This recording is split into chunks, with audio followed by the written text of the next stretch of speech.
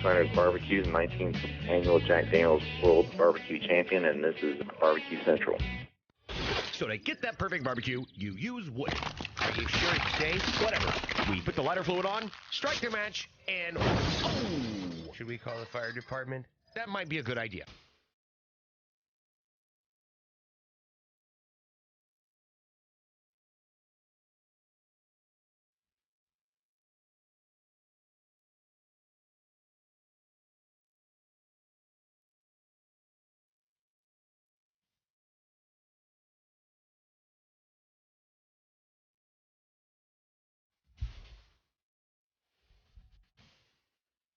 All right. I can't hear me. Greetings and welcome to the BBQ Central Show. This is the show that talks about all things important to the world of barbecue and grilling. We broadcast live and direct from the Rock and Roll Hall of Fame city of Cleveland, Ohio. It is the barbecue capital of the North Coast. I'm your program host, Greg Rempe. Happy to have you aboard here on your Tuesday. If you want to jump in on the show tonight, more than happy to have you. It's a phone call, 216-220-0966. You can also email the show, Greg at thebbqcentralshow.com. Anything else you want to find out about the show can be found at the main website, thebbqcentralshow.com. And here's what's happening on your show this evening, coming up in about 13 minutes from now, if you didn't get the newsletter. The grand champion of the Lake Havasu barbecue contest this past weekend in Lake Havasu, Arizona, Ryan Moore of Knock Your Socks Off Barbecue. Then, after Ryan, 9:35. I think kind of a barbecue living legend, winner of much, moving on to the Sam's Club Regional Final, getting a 6th place overall, the pitmaster of Laudable Barbecue, Mike Davis, joining us right here on the show. Then we will move to the second hour, and it's going to be all Houston livestock and rodeo all the time. Grand champion to recap the weekend, Doug Scheiding of Rogue Cookers and Across the Tracks Barbecue. We'll talk about that a little bit more in detail next hour with Doug. And the reserve grand champion of the Houston Livestock and Rodeo, friend of the show, pitmaster of Iowa Smoky D's, Darren Worth, will be joining. All right, so a loaded show. Some of the biggest names out there in barbecue right now, some of the biggest winners of this past weekend in barbecue right now. You will find them here over the next 2 hours. If you are watching the show right now, do me a favor, blast off an email or make a Facebook post, get on the Twitter, do something social media-wise to let all your friends and neighbors know that you are watching the show. A couple different links that you can send them to. If you know they only like the audio, and let's face it, most people only like the audio, which I certainly get, you can send them to the main website, thebbqcentralshow.com. You can also get audio links on iTunes Radio under the Talk Radio section, I believe. Barbecue Central Radio is listed right there in that section.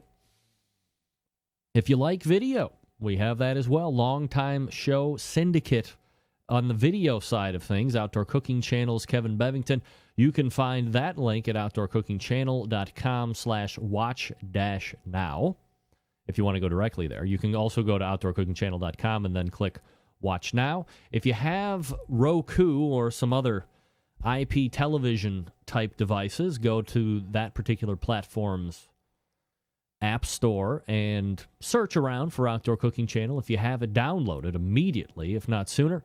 And you have the option of watching the live show right there on your IP television device or platform or whatever you want to call it. And then you can also find a host of archives there as well. Don't forget, you can subscribe to this show each and every week, Tuesdays from 9 to 11 through iTunes, which is the most popular way to get it after the fact on the audio side. This show has an associated YouTube channel, which you can go to. It's /barbecue, BARBECUE, then the numeral 4, and then the letter U. You can also get video replays, of course, at outdoorcookingchannel.com. And, of course, the main website, BBQ Central, thebbqcentralshow.com, is the main clearinghouse for video and audio replays of this show. If you want to go there each and every Wednesday or days in between, too, if you just want to peruse around and see what's happening, more than happy to have you. But you can go there every Wednesday and get the audio replay first, and then at some point later on Wednesday, late morning, early afternoon, the video typically makes it up there as well. So there's no reason you should ever miss anything on this show, ever, no matter what they say, no matter who they're saying it to. It doesn't matter. You can always find a show like tonight with so many big-name guests that are out there coming on this show, but you might have something, I don't want to say you have something better to do than to sit around with your smart device listening to the audio show or getting on a computer or a tablet or whatever you have and watching the show on a Tuesday. Maybe you're taking in the Cavs game. I mean, who's not taking in the Cavs game right now? Actually, it's probably getting ready to be over. They're on a little bit of a schneid right now, but they're hopefully working their way back into the winning ways that Clevelanders have become accustomed to here over the last number of games. Also, we're here in a bit of a warm-up today. It's almost 39 degrees here in Cleveland today. Wow. Breath of hell out here. It was supposed to be warmer than that today. But the ice had other plans, of course. So if you are into cooking, maybe you got out, enjoyed some of the nice weather today, depending on where you're at, and you had some outdoor grilling, you had some outdoor barbecue, something along those lines. Let me know what you did. I got 6 feet of snow in the backyard, cleared off, waiting for some wood pellets. Oh, no! Soon enough. Again. And then we'll be back to live, local, and late-breaking cooking as it relates to my particular domain. Maybe you aren't in a similar fashion. But it has been so brutally cold, like brutally cold, that even the most hardiest of grill fellow has got to be at least, maybe you still go out and do it. Maybe you're that tough of a guy. Maybe I'm not. But even the most hardiest of fellow has to question a little bit about going out and cooking, even if you're grilling. You know, the shorter of the two. I was trying to find an article that I was going to share with you. Oh, beer and barbecue among perks for criminal bosses in Bahia prison. A barbecue amongst friends with photographer and beer. The scene is a commonplace all over Brazil. What makes this case unusual is the gathering took place in a penitentiary. In another photo, a prisoner poses with a running machine, an exercise bike. These privileges are called frentes, criminal bosses who run sections of the prison. Some cells have food processors and fans. Wow. So evidently, if you are in big trouble and you get thrown into the huscow, anybody say huscow? Into the cooler in Brazil, if you align yourself with the proper criminal bosses. And I think Brazil pretty well known for some crime down there. But you align yourself with the right person, you could be literally eating high off the hog. Point of note for you ne'er-do-wells, malfeasance, and otherwise no-gooders. Instead of getting thrown in the jail here in the States, right? Go down to Brazil, get your crime in there, get caught, and then, once you get into the jail, find bosses that run certain sections of the prison that get barbecue, that have their hands on pork butts and are friendly with the sales staff, with the prison staff who give you cell phones to make calls and all this other stuff. Wow. Gotta go. Gotta go to Brazil if you're going to be committing crime. Also, we're going to be touching on in the top of the second hour, I forgot to mention, Stop the insanity. Barbecue pitmasters told to take down the American flag. What? We'll get into that a little bit. That made FoxNews.com. So we'll decipher that a little bit and see what you think. Actually, probably able to ask Mike Davis a little bit about it at 9:35 since he was at that particular contest. That came on really loud.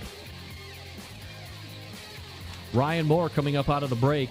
Folks, Cook Shack's innovative technology for smoker ovens will change the face of barbecue with the release of the new IQ5 digital controller. The IQ5 controller, the newest technology in commercial cooking, smoking, and holding. Restaurants, food trucks, competition cooks, and backyard chefs alike enjoy sleep with the ability to set a smoker, leave, and come back in the morning with a day's worth of smoked foods. The IQ5 controller allows up to 3 stages of cooking, including smoke, cook, and hold steps. Since pellets produce more heat under 180 degrees Fahrenheit, all 3 stages are important. The smoke stage adds the smoke flavor. The cook stage gets the food to the required internal temperature, while the hold stage allows the meat to stay hot while sitting in the smoker until food is ready to be served, not letting it get into that danger zone that we always talk about here on the show. Consistency is easier than ever to achieve. The IQ5 controller includes a digital readout, meat probe attachment, up to 3 stages of cooking options, and a USB port to download and keep track of cooking cycles. With the IQ5 controller, you have the option to download your smoking, cooking, and holding logs to FAT-formatted USB flash drives. The IQ5 controller will maintain 1023 cycles. That is 512 hours of cook time. This controller is standard equipment on a Cook Shack commercial smoker oven with a capacity of 100 to 750 pounds. Options are available for upgrading your current equipment from the IQ4 to the IQ5 as well. The IQ5 controller has, for the first time in Cook Shack history, the ability to program your own preset buttons. 8 preset buttons come programmed with standard meat cuts such as brisket, ribs, and prime rib. However, changing these presets is easy as setting your times and temperatures, then pressing the coordinating preset in less than 5 seconds. Set yourself apart from the competition with this great new feature. For more information on the IQ5 controller or any Cook Shack commercial or competition smoker, give them a call directly, please. 800-423-0698. That's 800-423-0698. You can also visit cookshack.com. That's their website, their web presence. I mean, how great to set your own presets on the Cook Shack. Push buttons. That's it. You're done. Walk away. Do whatever else you need to get done. Bam. That's great stuff. If you love pellets, you love Cook Shacks, you've been thinking about Cook Shacks, and more importantly, if you have a barbecue restaurant, you can use a pellet cooker here now. You have the downloadable data for FDA, just like Stuart talked about it when he was on the show a couple weeks ago. All right, Ryan Moore coming up out of the break. Knock your socks off to recap Lake Havasu. Stick around. We'll be right back.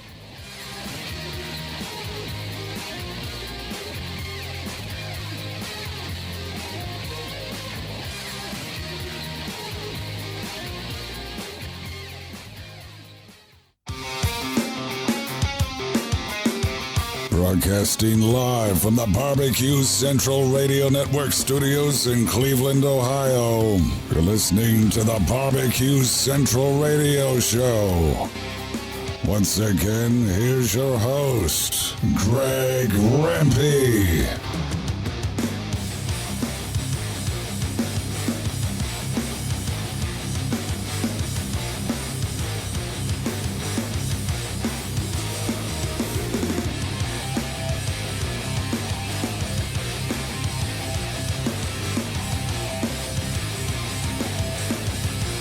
All right, welcome back. 216-220-0966. Greg at thebbqcentralshow.com. This portion of the BBQ Central Show brought to you by cookinpellets.com, your number one source for quality wood pellets for all your pellet-driven cookers. Visit cookinpellets.com for more information or to purchase. You can also visit amazon.com to purchase as well. Good folks over at cookinpellets.com. Give them a holler if you got those pellet-driven cookers. All right, my first guest tonight was in Lake Havasu this past weekend, along with 81 other teams trying to win Grand Champion. After posting a 704.5 overall score, they walked off with that coveted title and some really nice bragging rights as well. Some cash, too. Let's get a recap from the pitmaster of Knock Your Socks Off Barbecue. First timer to the show, help me welcome Ryan Moore to the BBQ Central Show. Ryan, how are you, bud? Good, yourself? I'm doing absolutely fabulous. Man, Ryan, you have the best phone I have ever heard. Are you on like a landline or something? No, I'm on Android. You know, we're sponsored by Android. My goodness. Well, let me just say, this is something spectacular, cell phone-wise. It sounds like you're on Skype for crying out loud, so I appreciate that. Oh. Hey, Right. Ryan, for the folks that maybe don't know you specifically, or they're just kind of getting into the world of competition barbecue, or maybe just barbecue and grilling in general, maybe a little background about yourself personally and professionally, and then we'll get into the barbecue stuff. Personally, no. I used to me and my wife used to cook and just with friends and just do competitions, like, you know, just amongst ourselves. And then we said, we should take it to the next level. And we started looking it up online. And then we saw a competition in California. So we just went and walked. And then after that, then the Pit Masters came out. Then we said, all right, let's try it out. And then after that, we took it professionally. So would you say that the show BBQ Pitmasters was a fairly large driving force for you to get into it, a little bit more professional? No. I mean, it was just everybody that was at the competition that we went to, and it just seemed like a lot of fun, like a lot of people just having fun and just cooking and hanging out with family and friends, and that's what we wanted to do. What year was that when you decided to go ahead and jump into the circuit? The year was 2010. We decided we felt comfortable with our cooking, and then we would jump into it. So that's when we established, and then 2011 was our first actual comp. All right, so you got about 4 years of competition barbecue underneath your belt or so right now. You know, yes. Last weekend, or this past weekend, Lake Havasu, really big event. Big weekend, actually, for competition barbecue in general, with some of the other big events going on across different sanctioning bodies. But 82 teams hit Lake Havasu this past weekend. I guess in an overall sense, your take on the event itself, and how did the cook go for you and the team in general? We always at Havasu, we love Havasu. It's a great event, and because you never know, it's usually raining or it's windy, and so now it starts becoming like an even playing field but we're from Fontana, so it's windy, so we're used to the wind, and so when it came down to our cook, I thought our cook was really good, and I wouldn't say like 700, but I was shocked it was 700. But it was really good. I thought we'd be at least in the top 5. Do you usually find that if you're happy with your cooks, you don't usually get the corresponding scores from the judges like so many other pitmasters? I would say the only one would probably be the ribs sometimes for me, because that one, every time I cook on that, I always think it's good, but sometimes, you know, maybe they're a little tough and they still get like a 10th, but I mean, when I think they're cooked perfectly, you know, it could go downfall. But this weekend, I thought they were really good. Ryan Moore from Knock Your Socks Off Barbecue joining me here, talking about the Lake Havasu competition this past weekend. Ryan, when you look at the individual category scores, you're 5th overall in chicken, so very good there, especially out of the number of teams. You take 2nd in ribs, 5th in pork, 5th in brisket. It's easy to go say you didn't do any worse than a 5th overall, and you took 2nd in the ribs, as I mentioned just a second ago. When it comes to chicken, Ryan, are you a team that, because you have, you know, a number of years underneath your belt, you're probably, you know, doing the same kind of processes, or at least you found a program that you think works right now? Do you taste chicken after you take it off the cooker and look to re-season it or adjust any profiles before you put it in the box and run it out? My wife does. She could handle the hot right off the grill, but I'll wait, you know, and give it like, you know, 5-10 minutes, and then I'll try it because it's cooled down, and hoping that's when the judges are trying it. And if it still tastes as good as it did off the grill, then we're completely satisfied with it. But I mean, with all our meats and everything, I mean, what it really comes down to is it's just the West Coast offense. You know, it's simply marvelous rubs and big Papa rubs. That's what really helps us out. You know, I hear it kind of week in and week out from the pitmasters that I'm interviewing here on the show. It's consistency, right, in the cook and the process. Those are the keys to success. You have 3 fifths, you have the second overall. It's really kind of hard to get a little bit more consistent than that during a cook, right? Yeah, correct. Yeah, it's. I mean, we felt that. You know, I actually thought this weekend. I thought like the brisket would be the second, and then the ribs would be like, you know, the 5th. But I mean, you just leave it in the hands to the judges. That's all you can do, and hope all of them like it. So I mean, yeah, consistency is key, and that's what we always focus on. After you get the 5th place brisket call, and you've obviously had the 5th in pork, 2nd ribs, 5th in chicken, do you have a pretty good feeling that you might be topping 81 other teams and walking away with it all? You know, it's in the back of my mind, but it's always going to be deja vu for us on that, because we went to Vegas and had 2 firsts and a 10th, like 2 firsts and 1 in ribs, chicken, and pork got a 10th, and then brisket just tanked, and then, you know, Big Papa won it, and then because everybody's all congratulating us, and we're like, don't congratulate us. And then when he got that 180 in brisket, you know, I know calculated wise, there's no way that we would lose, but it's still always in the back of our minds. So when you get the call for overall grand champ, given the teams that were there, the amount of teams that were there, because, you know, I guess once you get to a certain number, there is a little bit of a crapshoot that you got to factor in regardless. What kind of a win is this compared to some of the other events that you've been at? Yeah, I mean, we're still on cloud 9. I mean, it was just great. I mean, you know, speechless. You know, when I was talking to Stefan from Simply Marvelous and Ray from Porterhouse, I told him I had 3 things to do today before we had turn-ins and everything. I said, I want to win a GC, I want to order everybody pizza, and I want to go catch me a striper. But they didn't let me go catch the striper, so I got 2 out of 3. I think there's a song that says 2 out of 3 ain't bad, right? Yeah. Ryan Moore joining us here on the show. Knock Your Socks Off Barbecue, recapping the Lake Havasu barbecue event that took place this past weekend. Ryan, you briefly mentioned in here a couple minutes ago in regards to the profile, flavor-wise, that you use. You said it's West Coast offense. You know, when you got into it 4 years ago, you know, how has your flavor profiling changed, if you will, from when you started to where you're at now?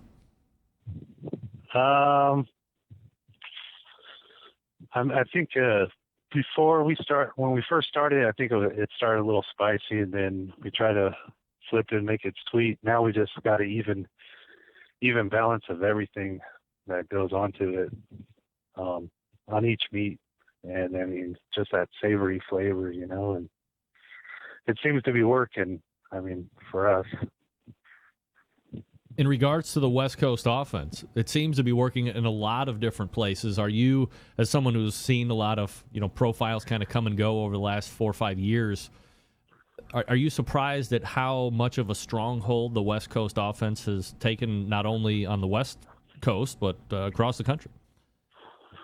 No, not at all. I mean, I think anywhere you go, when you put, you know, the West Coast offense on anything, you're going to win. You know, you just gotta be consistent and stay focused and keep on practicing. Do you have a specific West Coast offense that you run? I mean, obviously, when talking with Steph and Sterling here on this show, it's a little bit tongue-in-cheek. There doesn't seem to be a standard formula on, you know, which rub to use on which meat. But how do you like to mix and match them? Well, I mean, there's so many options to choose from. I mean, it comes down to the practice and what you feel comfortable with. But I'm not going to give too many details, but Brilliant. I know Brilliantly sidestepped. Sweet Seduction will always be in there, and Pepper Cow. I mean, Lil Louis, all that will definitely be in there. Money, Sweet Money, guaranteed into the rubs. Do you find yourself changing up the profile at all if you get out of California, you go into Havasu or Arizona, I guess, or some of the other different regions, or are you consistent right along the lines no matter where you're at in the country? Yeah, no, we've been pretty much using the same routes for same style for about 2.5 years now. Ryan Moore joining us here on the show from Knock Your Socks Off Barbecue. Ryan, how many events are you guys planning on cooking this season? Probably 12 to 20. That's our goal. And will you stay mostly on the West Coast, or will you stretch the legs out a little bit and try and get a little farther east or south or north? Yeah, no, we plan on going to the Royal, and then we're going to go to Iowa. Probably hit up Colorado, and then California. You said you're from Fontana, right? Yeah, Fontana, California. You you NASCAR guy? You're going to take in the race when it gets down there in a couple weeks? No, I'm not a NASCAR guy, unfortunately. So. Well, if you change your mind, let me know. I can get you tickets. Believe it or not, I know a guy. I know a guy. So, in regards to your next contest, where are you guys going to be cooking at, right? We'll be at Santa Anita racetrack.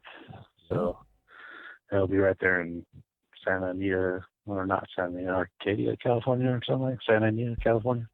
Traditionally, at least over the last couple of years, that's another huge event. It's seen, I might be mistaken, but last year I think it was towards 100 teams. Are you anticipating a similar turnout for that event? Oh yeah, definitely. Yeah, it's a very large event right here in Southern California, or in the West Coast, I should say. And is that this coming week? No, it's March 22nd, 23rd. I think it is. So we got a couple weeks in time. So in between, do you do a lot of practice cooking, or will you back it off a little bit and rest up, or what's the game plan going into an event like that? Yeah, usually on the weekdays we'll practice chicken, and then on the weekends we'll do the bigger meats and practice those. Same profile, everything. We don't change anything just to make sure our timing. And we always cook like it's a competition. So we'll put it on when we put it on, and we'll take it off, wrap it, do everything like it's a normal competition. What kind of cooker you guys use on the team? We use a Fire Magic for our pork, and then we use a backwoods for our brisket and chicken. All right. Well, you've stumped me here. I thought I've heard of every cooker imaginable. I guess I don't know what a Fire Magic cooker is. Yeah, it's a gravity-fed smoker. They're made out here in the city of Industry, California, and they're a pork killer. If they haven't heard of them, they should grab one. They're a good product. In regards to the meats, are you a team that is also kind of graduated up to the Wagyus and the specialized pork and the specialized chicken and the ribs, or do you kind of stay a little bit more mainstream or old school in that regard? Oh yeah, we use. I guess the only thing special, I guess, it would be the Snake Rivers Farms briskets. We use those, but everything else it comes from Restaurant Depot, and then our chicken is just from Sam's Club. And are you guys injectors of butts and briskets? Yes.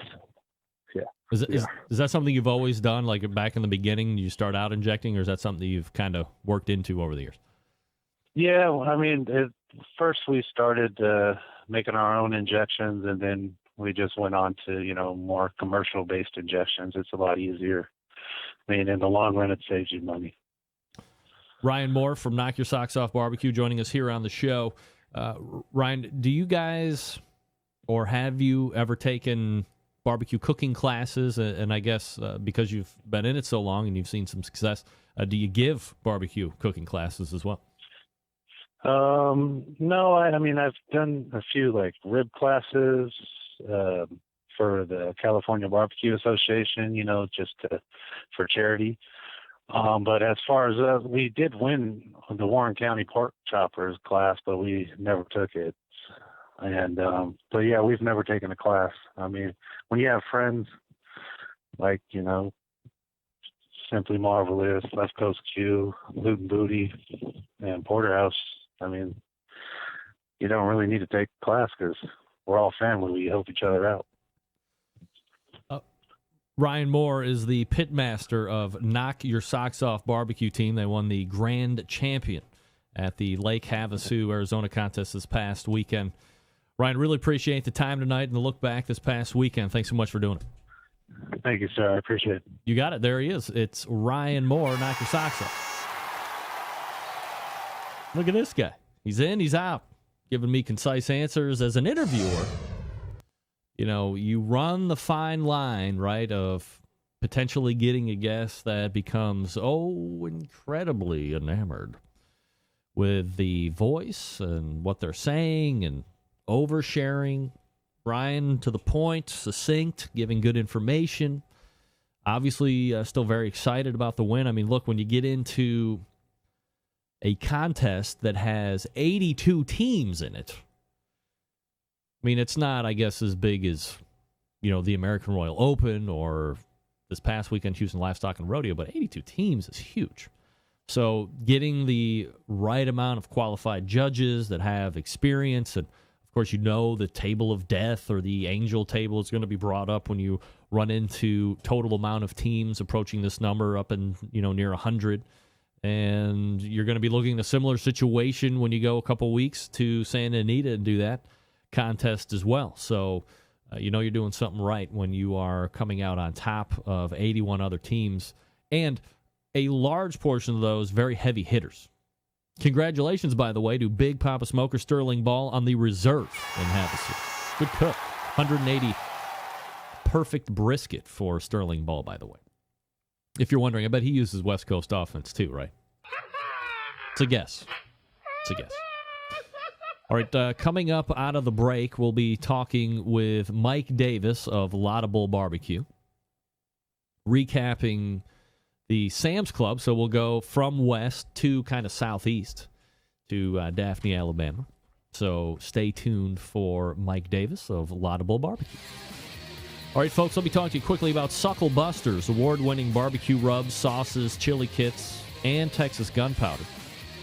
Suckle Busters products are preferred by competition barbecue cooks. Texas-based, 100%, made in the USA. Introduced first products to BBQ Central over 7 years ago, if you can believe it. Won hundreds of industry awards, including 2 first place, the American Royal Barbecue Sauce Contest, the World Series of Barbecue Competitions, 2 years in a row. Used by backyarders like me and competition barbecue cooks like you across the country. How about some of the top-selling products? You got it. Original barbecue sauce. The original. Literally hundreds of industry awards. Honey barbecue sauce. Used as finishing glaze by many competition cooks. Hog Waller rub. #1 seller of rub. Perfect on competition pork and ribs. You have the competition barbecue rub. A traditional style. Very mild and savory. Excellent on beef. You have the Clucker Duster barbecue rub. Sweet heat. Chipotle chicken rub. New products for 2015. Glad you asked. Wild Fang Wild Game Rub. Black pepper-based rub, also great on ribs. You got to try that. The SPG Premium Blend of salt, pepper, and garlic. Bam Habanero Barbecue Rub. Super hot, super sweet. Now, you might be asking yourself, you've given me the top-selling products. You've given me the new products for 2015. But where can I get Suckle Busters? How about available at over 300 retailers nationwide? Check your local barbecue shop. Retail locator on the Suckle Busters website. Check that out. Order online at sucklebusters.com. Check out a little website called Amazon.com, by the way. You can call them at 972-393-9509. That's 972-393-9509. You can email them at sales, plural, sales at sucklebusters.com. Check out their Facebook fan page, Sucklebusters, or visit their online message forum, thetexasbbqforum.com. Spell it out. Check them out and see why Dan Arnold and the folks over at Sucklebusters means bustin' with flavor. Sucklebusters.com. All right, we're back with Mike Davis of Laudable Barbecue. Thanks again to Ryan Moore of Knock Your Socks Off Barbecue for recapping the Lake Havasu event this past weekend in Arizona. Congratulations to him again on the GC, and a Sterling Ball for the reserve props Sterling, the darling of the barbecue community. And we're back with Mike Davis right after. Stick around. Be right back.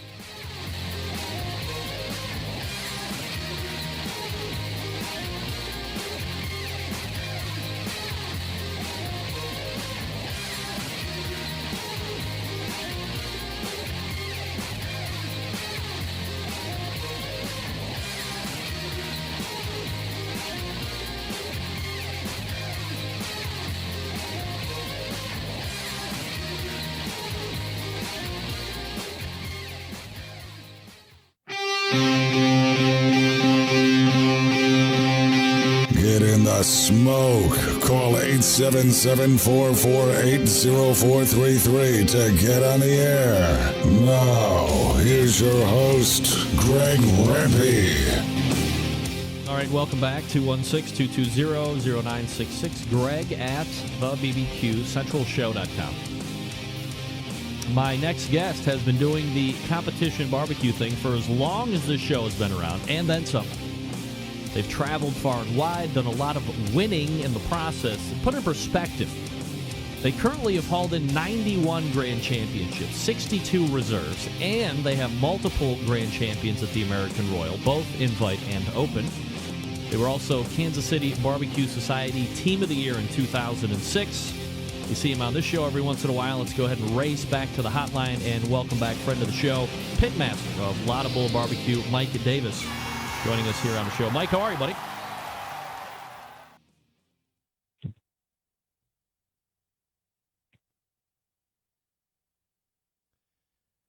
Yeah, I dialed the wrong number. Get that big stuff out of here. I sure did that.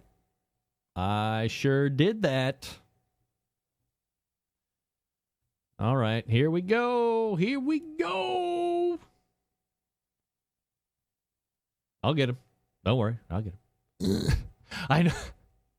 Right? Oh, no! We suck again! What I meant to say was let's head to the hotline and welcome back Pitmaster of Laudable Barbecue, Mike Davis, to the show. Mike, how are you, buddy? I'm good. How are you? Doing absolutely fabulous, Mike. Appreciate you asking. Sorry I dialed the wrong phone number before I called you. Jeez. Had the big build-up and everything, named off all the awards, and then I go to crickets. But nevertheless, we got you back on the line. Mike, long time since we've chatted up the barbecue situation with you and Laudable. How are you, for crying out loud? Oh, we're doing good. We last year we had a few setbacks, some family issues that taxed us mentally, physically, spiritually, every way you could. But we got all that behind us. We got a new year started. Everything looks great. So you're at the Sam's Club event in Daphne, Alabama this past weekend. And, of course, top six move on to the regional finals. I guess if you could, recap the event for us. We had last week's local on. Now we're 2 weeks in now to this 2015 Sam's Club Series. So I guess how was the cook in your estimation, and how did you find the event overall? Oh, I think the events that Sam's has just keep getting better and better, and I think that everybody gets more comfortable with them. Michael McDermott did a great job organizing the event. Very clear and precise on what goes on, what doesn't go on. The judging was, we actually thought we turned in some pretty poor product. They scored well, and we were, of course, happy with that. But, it's just one of those things to get started in the first of the year, get your first one under your belt. But all in all, I think the Sam's event at Daphne was very well run, very well organized. I know some judges came a long way to judge, and I think some of the scores reflected that. I think they get a little more in tune with what we're doing instead of.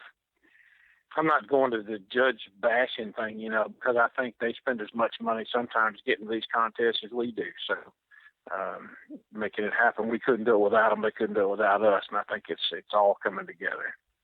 Mike Davis joining us here, pitmaster of the Laudable Barbecue team. Mike, when you look at the individual results this past weekend, chicken 21st, you said you kind of turned in some poor product, but I can't imagine you thought you had 21st place chicken. Something out of the ordinary go on with that, or just judges, or what? No, that's exactly the same chicken we turned in when we finished the year last year, and got a first place with it. So I don't know what happened with that. Debbie said it was a little bit hot, but it was hot when it won a first, so I thought it was still good. So I don't know. It's just I think we got to personal preference. The texture of the meat, the appearance, everything was good. The moisture was there. It was just a little warm, and I guess maybe they didn't like it that way. I just had Ryan Moore on, who won the Lake Havasu competition this past weekend out there in Arizona, and asked him, I want to ask you too, when it comes to chicken, and look, and you've been doing it much longer than Ryan has and a lot of other pit masters out there, do you have the program down to the point where you don't taste after it comes off and you have everything ready to run out to the table, or do you still taste and make adjustments on the fly if needed? Well, see, I never taste it. Never. My official taster is Debbie, so whatever she says goes. But she still takes that bite of everything right before we turn it in. But to tweak it at that point, we feel like we're just going to mess it up. We do it for our own self. We know whether it's a good product, whether it's a bad product. We don't, and I say we don't. We hardly ever change anything right last second. The other three. We've been doing it. Yeah, I'm sorry. No, I was going to say you've been doing it for so long. It's probably no reason to change at this point, right? Right. Exactly. The other three categories you do very well in. You get the 5th overall in ribs, 7th in pork, 9th in brisket. So 3 calls. I imagine they're calling top 10 overall.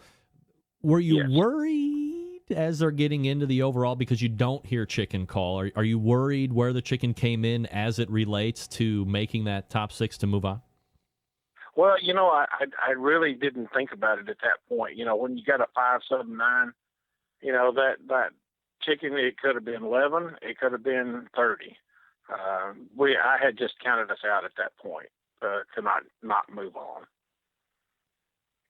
Had you got 7th or below, would that have been a bigger disappointment because of the other 3 categories, or regardless, it's a punch in the gut? No. I was prepared to accept that and go right on to the next one this weekend. Mike Davis from Laudable Barbecue joining us here on the show. Mike, I've asked a number of teams that do the first 2 rounds of Sam's what the mindset is going into one of these things. You need to get top 6 to move on in a local, top 10 to move on in a regional to go to the finals in Bentonville. Do you come into it with, I want to get within the range in order to move on, or is it, hey, I'm coming in to grand champion this SOB, and that's all I'm really looking to do? Well, we always go into with the mindset of just to do the best we can. We never swinging for the fences. We're just trying to hit some little bloopers out there somewhere, so to speak. But if we can keep a consistent product, and we thought that's where we were this weekend, just kind of just enough to get in there. If we get lucky, we get a reserve or a grand, that's great. But if we can make the cutoff, that's even better. But, one of the things that we decided early on this year was to put the fun back into these cook-offs, because it's getting so commercialized and so much money involved that you find yourself getting lost in it. And you scramble trying to pick things up and forget what I did and what I do now. And for us this year, it's about putting the fun back in the barbecue again. Mike, do you think that these corporate-sponsored series like Sam's has the potential to grow with other companies, or is this kind of a pretty tight niche, and there isn't going to be a lot of expansion in that regard? I think the opportunity is there if you can just get the others to see the benefit from it. I think Sam's has really stepped out and made the investment to get everybody into this thing, and I think there's a lots of opportunity out there if we could just get them talked into. I'm not the guy to get them talked in, but somebody out there can make this happen. Mike, let me ask you a question. You got into this deal in 1999. You've seen a lot of folks come and go. You've seen a lot of changes in process and meats and cookers. You name it, you've seen it. When you look back at when you first started with Debbie getting into the competition barbecue scene, what are some of the biggest changes or even surprises, in your opinion, that you've seen in the sport of barbecue over the years? Well, without a doubt, it has to be the prize money and how much money is involved now. When we actually started doing it, of course, gasoline fuel prices were down cheaper. Meat costs were down. Everything is just skyrocketed so much that, where you were paying, you could go and buy a choice or a prime brisket for $2.70 a pound, and that was top of the line. And then the Wagyu come out, and, it went to, $3.80, $4 a pound. And now you're up with freight. You're up to $10 a pound to get a brisket now. So that's what surprises me more than anything is the amount of cost that's involved in this thing. It's just astronomical anymore. People say, they figure it costs you $1,000 a weekend to do that. That's probably on the cheap side. It's not uncommon for me to spend, depending on where we go, $600-700 a weekend just in fuel alone. And that's before entry fees, meat, seasonings, all that. That's before entry fee. That's before meat. That's before I go to the grocery store and buy anything. You're already in $600 to $700. Exactly. Wow. Exactly. Do you think that because of this rise in popularity of all these specialized meats, the comparts, the Wagyus, the free range, no steroid chicken raised on alfalfa and all this other stuff, have the pitmasters become so specialized that they've kind of driven cost up for themselves, and now there's other folks that want to get into it that are almost trapped in trying to keep up with the Joneses, if you will? Yeah, I do see a lot of that. I think that's exactly right. Now I will have to give props to the people that raise the Wagyu beef, the Screw Branches, the Snake River Farms, and there's several more out there, not to exclude anyone. The same way with the Jim Compart and Compart Family Farms up in Minnesota. It's a superior product. It costs more money, but I think it's well worth the money. You can cook side by side with commodity type pork, and there's just no comparison. That doesn't mean that commodity pork won't beat you on any given day, but I still think if you're going to put that much money into it, you got to go for it and get the best product that you can to put in the box. Mike Davis, Lot of Bull Barbecue, joining us here on the show. Mike, you still doing cooking classes and so forth? We actually had retired from doing the cooking classes. We did one 2 weeks ago with Malcolm Reed of Killer Hogs over in Memphis, and had a great time. They're great folks to be around, and we kind of shigged off each other while we were doing the classes because we had never done one together. We've been friends a long time, but we've never done a class together, and it was great having the ability to see what each other does. So, but yeah, we still would do one every now and then. They're just not planned out like they used to be. So, Mike, let me ask you something. I've seen over the years you've been getting. It seems like almost a new smoker every year that you're taking out onto the circuit, and you got another new one this year. Yeah. Like, what's the process for you on these things? I would imagine that once you get to know one, it would be kind of like something you don't want to get rid of. But are you putting in a lot of your own suggestions and architecture and this kind of stuff, or are people just asking you, hey, we give you one and you troll it around and see what you think for a year, or how does that whole thing work out? Well, let me kind of condense that for you just a little bit. We had one we used last year for the biggest part of the year, and it was a knockoff of another pit, and another guy had built it, and I really liked the pit, but he put some of his own design into the airflow design on it, and after that, I was approached by a couple of guys in Knoxville, Tennessee, to start building pits, to start a company. Well, this was a chance to form a partnership, not a sponsorship, but a partnership in building them. And we took the last 20 years worth of building and cooking on pits and integrated into one pit, which is now called Champion Smokers. And that's championsmokersandgrills.com. But it's a different kind of animal. I wish I could explain to you all the differences in it, but we don't have time to do that. But the last 20 years of my cooking has gone in to do the design of this pit. And if all goes well, this will be the last pit that I ever cook on. Well, we can always have you back on for another segment, and we can talk about the ins and outs of the Champion Smokers by Mike Davis for sure. Mike, we could certainly do that. Absolutely. Where are you guys going to be cooking at next?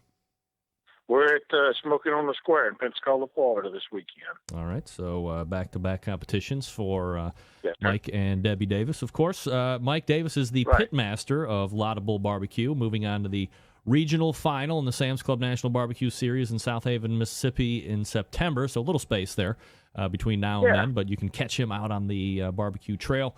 Mike, always great to catch up with you, man. Let's do it again sooner than later. Sounds good. Always good to talk to you, Greg. Thanks All right, a bunch. There he is, Mike Davis, Laudable Barbecue. Look, if you don't know, it's like sometimes I'm amazed. I never know how history is chased by folks within the industry. If you don't know who Mike Davis is and you don't know his accomplishments and how he has helped develop the sport and increase popularity of the sport, you should take a few minutes on the interwebs and check out his website, laudablebbq.com. He's got his own line of rubs and sauces and stuff like that. But what he has been able to rack up in the form of trophies and grand championships and sponsorships and, again, kind of blazing a trail that others probably can thank him part and parcel for in getting some of their own scholarship sponsorships and deals with meat makers and purveyors and so forth. Mike had a very large hand in pressing that out to everybody else there on the competition circuit. So great to catch up with him, and we'll have him back on, as I said, sooner than later, talk about Champion Smokers and Grills.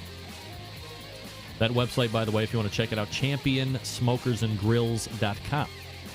All right, folks, public service announcement from my barbecue brother, Stephen DeFranco of Stephen DeFranco Jewelers. That's right.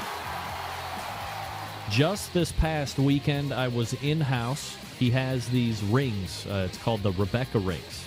My wife happens to be Rebecca, so you know she's going to like it. Not overly expensive. Got a great barbecue brother price. So good, I got 2 rings. Not 1, but 2. You can do the same thing if you call them, 440-943-2700. After you have visited the website, StephenDeFranco.com. After you find what you like, give him a call. Ask for Steve, and he will help you pick out exactly what you need, exactly what you want. You're going to love it. You're going to save a lot of money. You're not going to be dealing with people just looking to line their pockets because they got overhead to cover. You're dealing with some sales slappy who's got a terrible suit off the rack at JCPenney. Not that there's anything wrong with JCPenney suits. He's just not wearing it right. And he's trying to talk you up into stuff you don't need. Steve's not into that. I mean, he wants you to get what you want.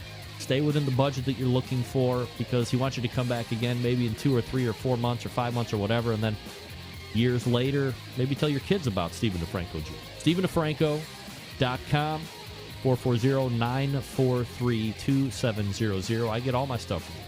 Love Steve. All right, we are back to wrap up the first hour. Maybe a few parting thoughts on the last 2 interview segments, and then we'll press to the second hour. You're listening and watching the BBQ Central Show right here on the BBQ Central Network.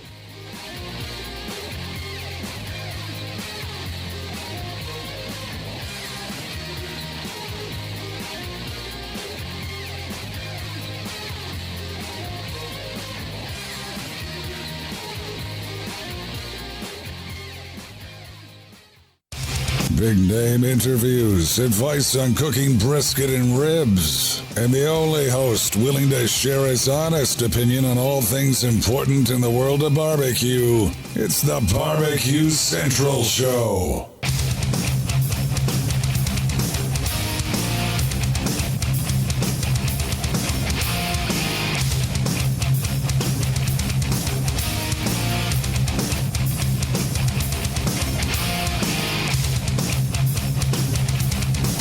All right, welcome back, 216-220-0966. Greg at the BBQCentralShow.com. If you want to jump in on the show tonight, love to have you. Thanks again to Mike Davis from Laudable Barbecue. LaudableBBQ.com. Am I getting a little choppy? Ryan Moore joined me in the first interview segment at 9:14. If you missed him, don't sweat it. We got a podcast thing going on here. That's right. You can subscribe to the show through iTunes. You can hear Ryan's full interview. Likewise, if you've just tuned into the show, you're getting the tail end of the first hour. I mean, you're locked and loaded for the second hour. Feel good about that. Absolutely. But maybe you're a little bummed out because you meant to tune in for Mike Davis from Laudable, but you missed it because you were too busy cutting the grass because it's hot out where you live. Well, forget it. You can get it on the replay. It'll be up in about 2 hours from now. And then the video will follow tomorrow, later morning. Let's say it. Like that. If you have wanted to check out what's happening with Mike Davis, the best place to go, his website, Laudable, L-O-T-T-A, LaudableBBQ.com. You can check out what he has to offer there. Any cooking classes that he might have coming up, although he said they're a little bit more sparse, not as regimented. He's got rubs and sauces there that you can buy. If you're looking to sponsor a team, that's one that you can get behind as well. Send him a message. I'm sure he'll go ahead and get back in touch with you. And then, like I said, we'll have him back on here after a little bit and talk about the Champion Smokers and Grills. Big weekend this past in the world of competition barbecue. We're going to be talking about that at the top of the second hour. We'll get you caught up where the KCBS top 10 is, or the top 5, sorry, for Team of the Year. We will talk and get caught up with the Florida Barbecue Association Team of the Year status. We'll give you the overall recap of the Sam's Club out of Daphne, Alabama. We'll also talk about Stop the Insanity. Barbecue pitmasters told to take down American flags. What? Oh, my. It can't be. We'll talk about it. All right. I am going to step away and refresh a libation. I would suggest that you do the same, and then we'll be locked and loaded for the second hour. I am Greg Rempe. I am your host. You are watching and listening to the Barbecue Central Show right here on the Barbecue Central Networks. We'll be back in 2 minutes. Stick around. We'll be right back.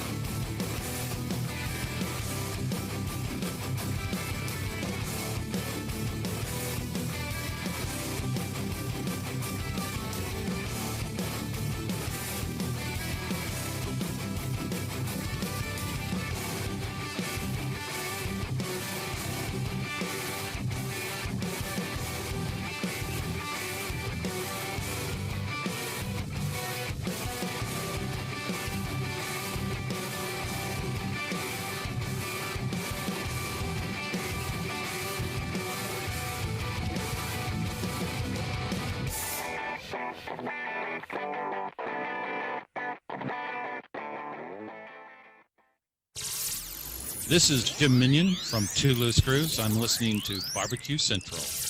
From my heart and from my hand, why don't people understand my intention? Happy to have you aboard here for the really big barbecue show. We cook because we have to, and we grill because we want to. Fine, how's it going? You have a great show. I'm a big fan. So what seems to be the problem here? This man looks like he's dead, and he's in the crackle. Charbono! It's all about the charbono, dude! Succulent fish, what? He ate 54 wieners. But listen, Lavernius, shake a face. I'm shaking like a dog shit peach seeds. We have top men working on it right now. Top men. All right, just like that, we are into the second hour. Welcome to the BBQ Central Show. I am your program host, Greg Rempe. This is the show that talks about all things important to the world of barbecue and grilling. We do this show each and every Tuesday from the Rock and Roll Hall of Fame city of Cleveland, Ohio, the barbecue capital of the North Coast. Yeah. TheBBQCentralShow.com is the website. 216-220-0966 is the phone number. Greg at TheBBQCentralShow.com is the email address. Those are the ways you can get in contact with the show tonight in any form that you see fit. John Dawson of Patio Daddy-O Barbecue weighing in. A better Sucklebusters tagline just for Barbecue Central. Sucklebusters, busting with succulent flavor. Yeah. Not bad, John. Jason King sent me pictures because I said, hey, who's grilling out there for crying out loud in the cold weather? He's like, yeah, me. I am. Oh, yeah? Yeah, he is. Wow, look at that. That, my friends, is succulent. Let me show you the next one if I blow that up. Oh, my Lord. Look at this thing. It's like a steak bacon burger. Look at that. Oh, crispy bacon on top.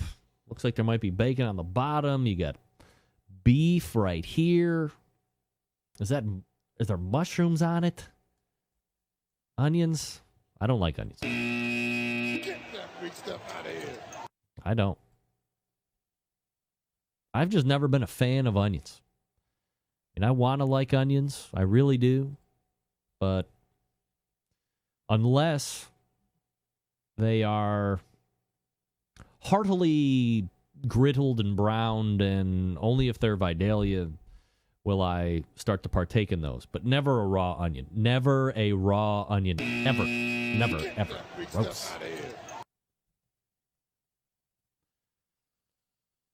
All right. What? Oh, no. There we go. Still to come on the show tonight, Doug Scheiding from Rogue Cookers and Darren Worth from Iowa Smoky D's to talk about the Houston Livestock and Rodeo and the associated barbecue cook-off. The 2015 Sam's Club Series, as we know, rolled into Daphne, Alabama this past weekend. This was a local qualifier sending the top 6 teams to the regional final that will take place at South Haven, Mississippi on September 9th. Those 6 teams moving on are as follows. Winner, grand champion, the most winningest man in barbecue history, Myron Mixon, and Jack's Old South comes out with the grand championship, 693.63. I don't even know if a close second even begins to talk about how close this was. This is almost like 1A and 1B. But reserve champ nonetheless, Red Eye Smokers. Congratulations. So once again, Jack's Old South wins it with a 693.63. Red Eye Smokers takes 693.61. 2/100ths of a point. Whoa! That's 2 decimal places taken out to get a winner. Qin, Stewin, and Bruin takes 3rd. Smoke on This takes 4th. The Blue Bloods is 5th. And, of course, we know rounding out the top 6 and moving on to South Haven, Mississippi, Mike Davis and Debbie Davis Laudable Barbecue. The span of points between winning and 6th place, 6 points. 6.3 points. 5, roundabout. So, that's fun. That's exciting. Team of the Year standings, and unfortunately, FBA not too diligent on the updates. Sorry. Get that big stuff out of here. At last count, Hot Wachulas, number 1. Sweet Smoke Q, number 2. Blitzkrieg Barbecue, number 3. Big Papa Country's Kitchen, number 4. Cedar Creek Barbecue, number 5. If those are inaccurate, don't blame me. Get that big stuff out of here. I'm only telling you what they're telling me.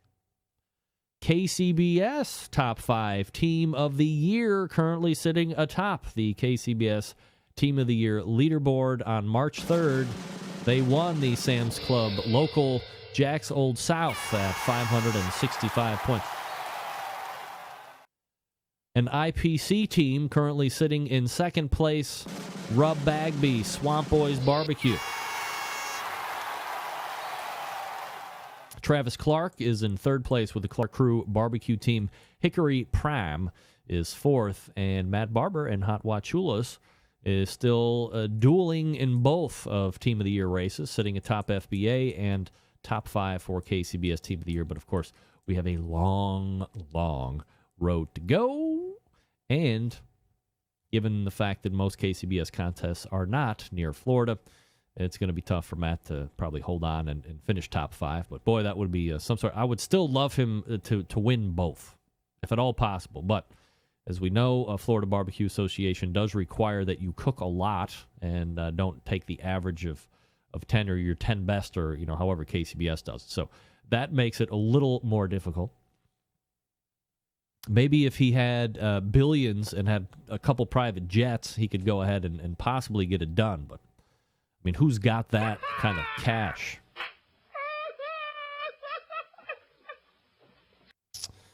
So I don't know if anybody saw this. This was posted on my website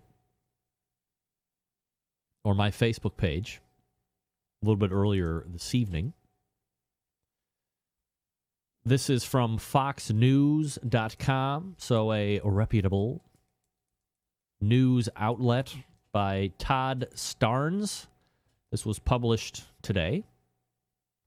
Stop the Insanity is the headline. Barbecue Pitmasters told to take down American flags. Not Barbecue Pitmasters, the show, but barbecue cooks told to take down American flags.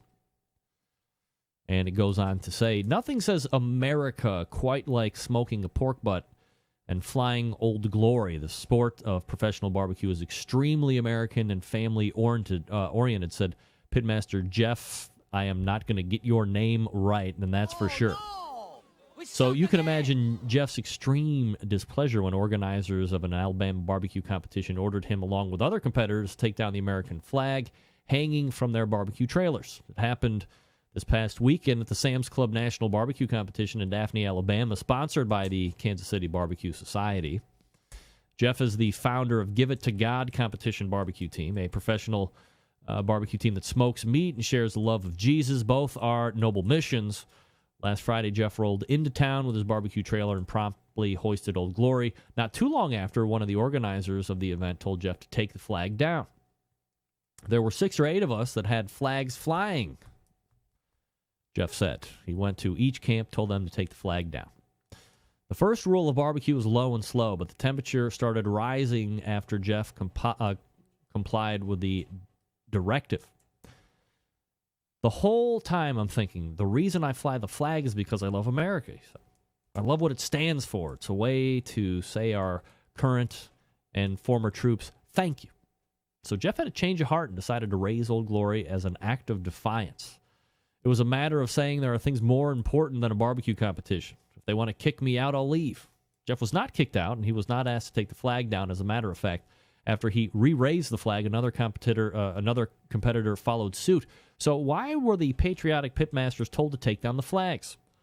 Jeff said that they were told by event organizers that flags validated a city ordinance in Daphne, but that allegedly turned out to be false. No one from the city advised or asked anyone to take any flags down of any type. Mayor Dan Haygood told me, "We're proudly and boldly displaying American flags, and we encourage everyone in the community to do the same." It turns out the order to remove the flags came from the tour director of the Kansas City Barbecue Society. As a measure of precaution, we asked everyone to take down any kind of sign, any kind of flag that were being displayed, spokesman Mike McLeod told me. It turned out that some of those happened to be American flags. Several years ago, Mike McLeod said there had been a similar issue with Daphne and that there was some official request made to take them down. If you want to read more about that, you can check it out at foxnews.com. McLeod said after they further investigated the local ordinance, they eventually told the pitmasters they could fly their flags. So they investigated the local ordinance even through the city maintains. There is no local ordinance banning the flying of American flags. Who's flying American flags at the barbecue competitions? You go right ahead. This show is allowing it. Folks, if you didn't know, Big Papa Smokers, the one-stop shop online for anyone interested in barbecue, featuring the #1 dealer of Mac pellet grills in the world. Big Papa Smokers features a wide selection of American-made grills and smokers, such as the Old Hickory Ace BP, Gateway drum smoker, and even a drum kit that gives you everything you need to make a world-class smoker out of a 55-gallon drum.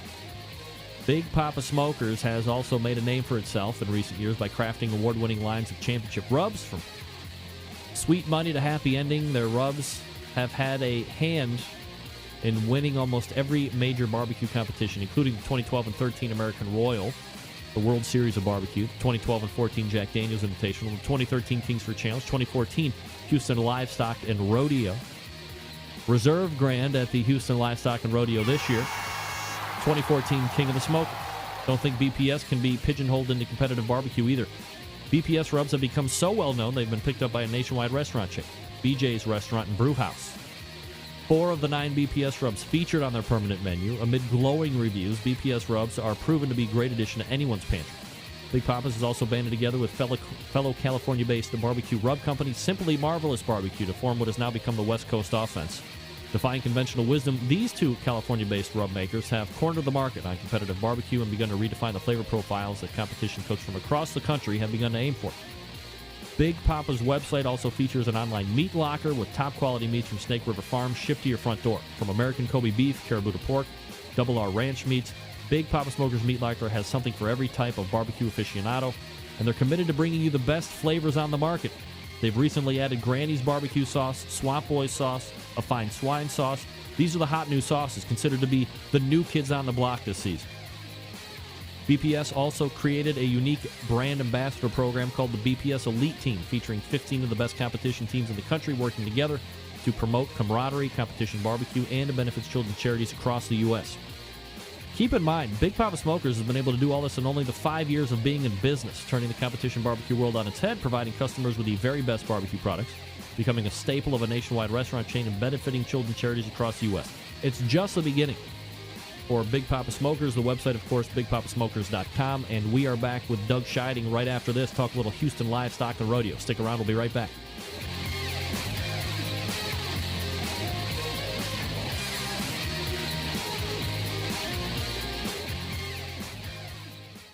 Broadcasting live from the BBQ Central Radio Network studios in Cleveland, Ohio. You're listening to the BBQ Central Radio Show. Once again, here's your host, Greg Rempe.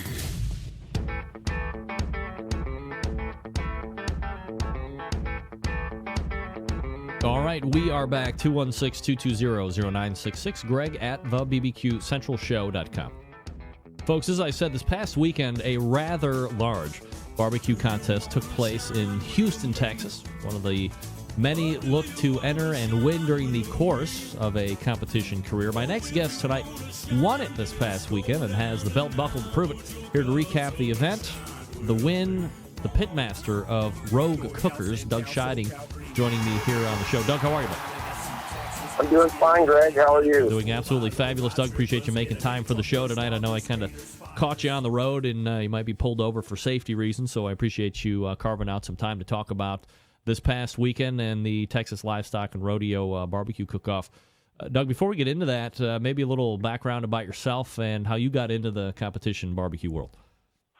Well, actually, I might lose a few points on my man card, but I watched the Food Network show, and I like the chef Aaron McCargo, and he had a recipe with using Coke and to break down his ribs, and so that got me interested in actually cooking, because my motto used to be before I got into barbecue, if it took longer to make than eat, it wasn't worth the time, and obviously I've gone all the other way, so got into kind of cooking that way, and one of my neighbors asked me to cook a charity event, and saw a barbecue show on TV happen to that weekend, and decided to go ahead and try this competition barbecue thing out.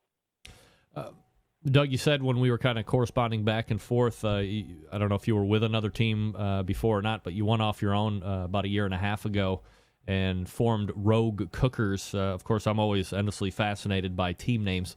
How did you come up with that one? Was there a huge argument and you decided to go rogue on your own and that's where it is, or is it not necessarily as cool as that? Well, it's kind of that way. I cooked with Flameworthy Barbecue, and Clint Swindoll was my partner, and we're both Type A personalities. We cooked for about 4 years together, and I'm actually an engineer by education and job for about 20 years, and we always like to improve things, and so I was always tweaking things, or as he said, making rogue decisions, and so I decided to break off and go on my own, and my wife said, well, that's your team name, Rogue Cookers. Well, I like that story even better than the one that I said, for crying out loud. That's great. Rarely do they have such great backstories, but this one lives up to it for sure. So do you guys kind of look to match up against each other weekend in, weekend out, or is it still kind of friendly rivalry, or how does that work out? Oh yeah, it's pretty friendly, but yeah, we're always doing rooting for each other, and hoping the other one does well. So we see each other on several competitions each year. Doug Scheiding joining me here on the show, pitmaster of Rogue Cookers. Doug, if you could, as we kind of transition over to the recap of the event this past weekend, sure. But for the folks that don't know, I mean, obviously, if you listen to the show, there is a lot of KCBS stuff and Florida Barbecue Association. We get a little MBN stuff here and there, very small amount of IBCA. What's the Houston Livestock and Rodeo event like? How does the barbecue event fit into this whole thing? And kind of give us the format of how it scored to get an overall champion. Okay, sure. Yeah, actually, I think maybe I'm mistaken on this, it's not a sanctioned event. So it's not run like typical Texas barbecue cook-offs, whether it's, and that's part of the issue with Texas is we've got so many organizations that have kind of splintered off. We've got IBCA and Texas Gulf Coast and Lone Star Barbecue Society, but it's a unique competition because typically in Texas you have chicken ribs and brisket, and you get points for finishing only in the top 10. And if you finish 11th through 100, you don't get any points, and that just doesn't count. So the Houston Rodeo, what they do is they have so many entries. It's like 412 this year, so it was the largest ever. You have to pick a category: chicken, ribs, or brisket. Unless you're like a champion, like Darren was from the Jack, you get to pick all three. But so I actually chose chicken this year, and what they do is they have a first turn-in, and they only have a single round, kind of like the KCBS scoring, where you're judged on that single table, and they pick the top 8 from each category: chicken, ribs, and brisket. And so this year there were only 92 chicken entries, so we finished in the top 8, obviously, and there were another 8 rib, and then another 8 brisket. And so then they have a second turn-in, which you actually have to kind of cook for in anticipation of making the finals. And then from those 24, they have another round of judging, and it starts over, and then they rank those 24 within each category, but then overall competing against each other. Wow, it sounds incredibly intense. So for everybody that is, so you have to pick one meat, and that's the one you're going with. You're bringing to the dance, and then you're going to cook it twice, and you turn it in the first time, and then everybody out of those 412 teams starts cooking again in hopes that they get the call as they're cooking. What about all those other teams that got to shut it down after they've been told they haven't made the final? That's kind of a kick in the balls, isn't it?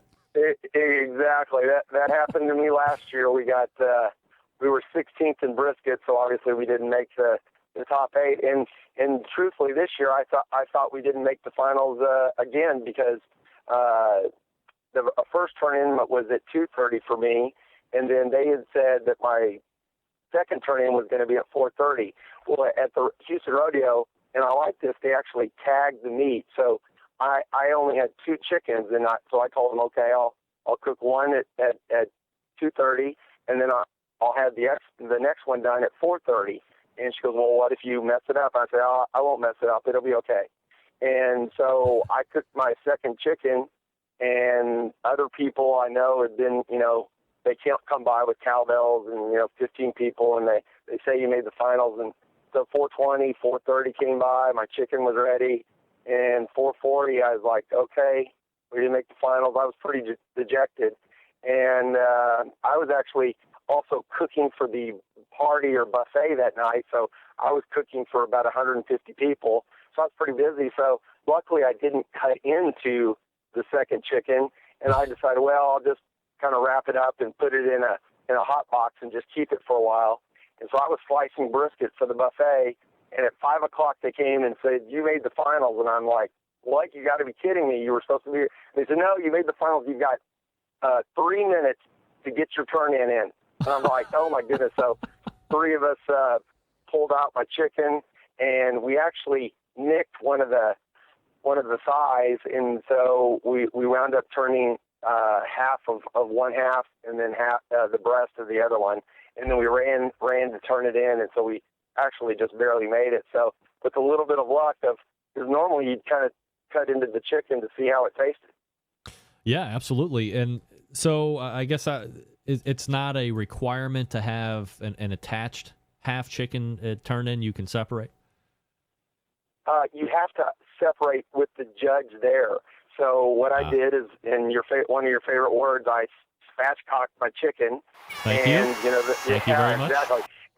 And you can't turn in the wing because I had the wing with the metal clip, and so I just turned in the other breast and the thigh and the leg from the one that was marked. But you have to cut in front of the judge. They have to see you cut that piece of meat. My burning question is, you have ribs, you have brisket to go up against, and chicken wins the Houston Livestock and Rodeo. So what goes into winning on top of 400-plus other teams in your chicken recipe?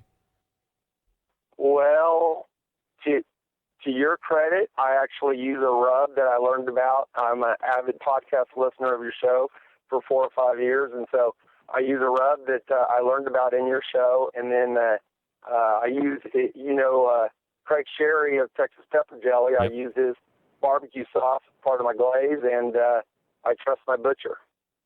Absolutely. I trust him too, by the way. Sponsor of the show, yeah. Yeah, he's a great guy. Are you, when I talk with the folks at Memphis Barbecue when they do the Memphis in May, and Whole Hog wins it, I'm always like, well, yeah, I mean, of course Whole Hog wins it. It seems like it's way more painstaking and more difficult to do than ribs or shoulder. But then when a shoulder or ribs wins it, I'm like, man, I mean, those must have been so good to get over the top of Whole Hog, and it's a long way to go here. I apologize, Doug. But when chicken beats, ribs, or for Texas's sake, brisket at a Texas Houston Livestock and Rodeo barbecue event, does that just go to show how good your chicken was? Well, I can't necessarily take all the credit for that, but going back, you'd think Houston Livestock and Rodeo show that brisket is king down here and brisket would win, etc. But in actuality, I believe, the top 3 finishers this year, and Darren Worth, who you're going to talk to, I believe he cooked chicken. Tuffy cooked chicken. But the top 3 places were chicken, and now 3 out of the last 4 years, chicken has won, believe it or not. And 2 years ago, when ribs won, that was across the track cooking team. I wasn't the cook back then, but they actually won 2 years ago with a different cook. All right, so that was going to be my next question. Doug Scheiding joining us here on the show. He's the pitmaster of Row Cookers, but you mentioned Across the Tracks barbecue team, and that's the team that you actually cooked for this past weekend, and you've done some other, hired gun work for them at Jack Daniel's last year. So how does that relationship come to be? They know you're a good cook, and they're not cooks, or they know you're a better cook than them, or what's that whole dynamic like? Well, Houston, I think you had someone from the American Royal that, said, the Royal and Houston are the 2 biggest parties. And my wife calls the Houston Rodeo kind of rodeo gras, because it's a big party, and, there's also a competition that happens to be with it. So, it's just a fun event to cook with. I actually met Kerry because when he won, Kerry Fellows, who's the team captain, he's basically the manager of the whole party and the buffet and selling tickets, because it costs like $50 a head to get in the tent for the buffet and the drinks. And so he's more the team captain, team manager, and organizes that whole thing. When they won 2 years ago, Houston has a reciprocity with the Jack and American Royal and also the San Antonio Rodeo. So he happened to be set up beside us because, the Houston, you only turn in 1. He had only cooked that event and then never cooked an event where you turn in chicken, ribs, and brisket. So he came over just to kind of check it out, and he was in the space next to us. Literally has a card table, folding chair, and a cooler, and he's there just to kind of check it out. And so what I did is I just started feeding him food, and just to be nice, and because he was there by himself. And lo and behold, we kind of started talking, and that year I was lucky enough to get second place brisket at the San Antonio Rodeo and 16th chicken, and wound up finishing 4th place overall. And so he knew I could kind of cook, and when his team split up and he didn't have a cook, he actually called me on the Monday of the weekend before the Jack Daniels and said, "Hey Doug, this is Kerry. I've got a favor to ask you, and wanted to know if you cooked the Jack Daniels for me." And I said, "Well, when is it?" And he goes, "This weekend." And I said, "This weekend?" And so it was, I picked him up on Thursday, and it was 80 hours of just crazy, intense fun, and one of the best things I've ever done. It was actually, so from there we had quite a trip to the Jack. People actually thought, because back then I was cooking on UDSs, or ugly drum smokers, and people came up to us thinking we were in the backyard part of the cook and not the invitational. How did you guys finish up with the Jack that year? We finished up about 50th or so that year, and but one of the things I learned, in Texas, we're all about the big cooks, and when I was with my partner, we used to cook on a gator pit, and so we're all about the wood burners. But at the Jack, there were so many pellet cookers, and I have a trailer that's a portable kitchen that I built out, and so I said, well, I'm going to give these pellet cookers a try, and so I started using that about a little over a year ago, and as when I told Darren what I cooked on, he goes, maybe I should think about giving up competition barbecue if I got beat by a pellet cooker. Doug Scheiding joining us here on the show, pitmaster of Rogue Cookers and cooking for Across the Tracks barbecue team. When you do the hired gun stuff, Doug, is there any monetary compensation for you, or is it just kind of doing it as a friend because somebody's asking? Oh yeah, no, I just did it as a friend, and I love to compete. Actually, for the Houston, there's a waiting list to get in, and I think it costs thousands of dollars to actually have an entry into the Houston Rodeo. So I didn't have, it's just like Ernest Cervantes was there, and he was the cook for Pitmaker and several other of my friends. So these large corporate sponsors have the booths, and so then they have other cooks come in and cook for them. So it's not too unusual at the Houston Rodeo, I'd say. Yeah, that was going to be my next question, Doug, was the fact that I've heard through rumors and otherwise that it's very hard to gain entry into that contest. And, almost it seems like it's like those rib burner circuits where they're almost willed down from generation to generation. Is it that hard to get in, or is it just the fact that it's huge cash to get an entry? No, it is kind of that way, because Kerry was on the Houston Rodeo committee, for the actual rodeo, and so that's how there was an opening that came up, and so he, as I understand it, bought the rights to have the entry, and he's been cooking it now 14 years in a row. Wow, that's a lot. Yeah, and so he's, and I was actually, we got to ride in at the grand opening of the Houston Rodeo tonight, and so I was talking to his daughter, and so just like you say, they're going to take it over in a few years when he's tired and doesn't want to manage the team and all the details that go in with a party that's Thursday, Friday, Saturday, and probably 500, feeding 500 people. Yeah, no doubt about it. Doug, as far as Rogue Cookers is concerned, you primarily IBCA, or do you stretch out and get into a bunch of other sanctioning bodies? Yeah, I've only, the Jack Daniels was the only KCBS that I cooked, and that was actually pretty fun. I like the scoring of the KCBS better than Texas, and I cook. I'm a life member of IBCA now, and I'm a member of Texas Gulf Coast and Lone Star Barbecue Society. So I really kind of pick my events. I cooked some of the larger ones, like Western, when Western Wood had that big series where they were paying $30,000 for a cook-off. I did all those, and I do about 10 a year, and it's really more about convenience of weekends and things like that. So, but I try to cook some of the big ones just to have fun, because I like to compete. Doug Scheiding is the pit master for Rogue Cookers. Doug, do you have a website or anything, social media-wise, you like to put out in case people want to find out a little bit more about you? No, I have a Facebook page, and people can find me there, and Rogue Cookers on Facebook, and that's pretty much how I do my communication. All right, as I mentioned, Doug is the pit master of Rogue Cookers this past weekend, part of the team that won the Houston Livestock and Rodeo Barbecue Cook-Off that was across the tracks barbecue for the team that he cooked with. Doug, really appreciate the time tonight, the insight to look back, and really brought some great energy, which I certainly appreciate as the host. So thanks so much for doing it. Absolutely, and I appreciate what you do, because I've learned a lot of things listening to your show, the round tables, and all the other guests and things. So you're a big part of where I am today. Thank you, Doug. Appreciate it. You bet. There he Thanks, is. Greg. Appreciate it. My pleasure. Doug Scheiding from Rogue Cookers.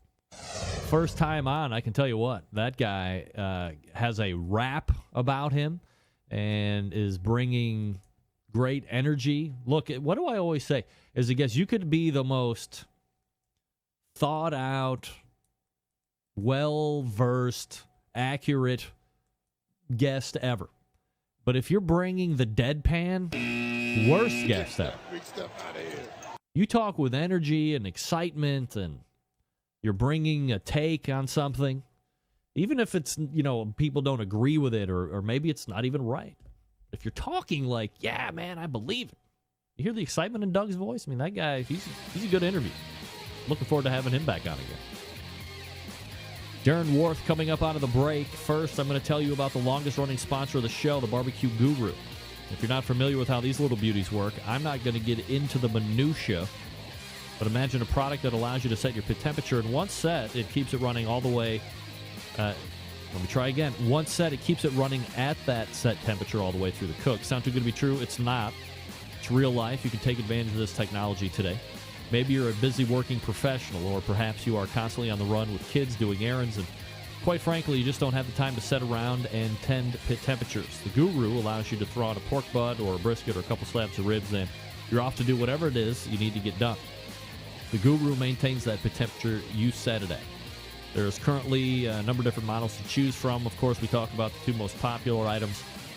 The least expensive point of entry into automatic temperature control devices is the Party Q, $149. Fits on a majority of cookers, to include the ceramics, the bullet styles, the kettle styles, the ugly drum smokers. It's a self-contained package that runs on AA batteries and literally can go from cooker to cooker to cooker. If you're a little bit more into the Wi-Fi stuff, multiple probes, and a lot of customization, CyberQ Wi-Fi tearing up the backyards and the competition circuits. Figure out which one is best for you and visit their website. Now, if you're in the market for a cooker, look no further than the Onyx Oven. The Onyx Oven has been winning on the competition circuit for years now. Also in the backyards all over the country. It's fully insulated, holds a ton of meat. Accommodates half and full pans for food service and works seamlessly with any Guru temperature control device. Do yourself a favor, head on over to thebbqguru.com and check out their products. If you have any questions about what to order, call them directly. 800-288-GURU. They will make sure you're outfitted with exactly what you need to get you up and running right out of the box. thebbqguru.com or call 800-288-GURU. The Barbecue Guru is a breakthrough in barbecue technology. Darren Worth out of the break. Stick around. We'll be right back.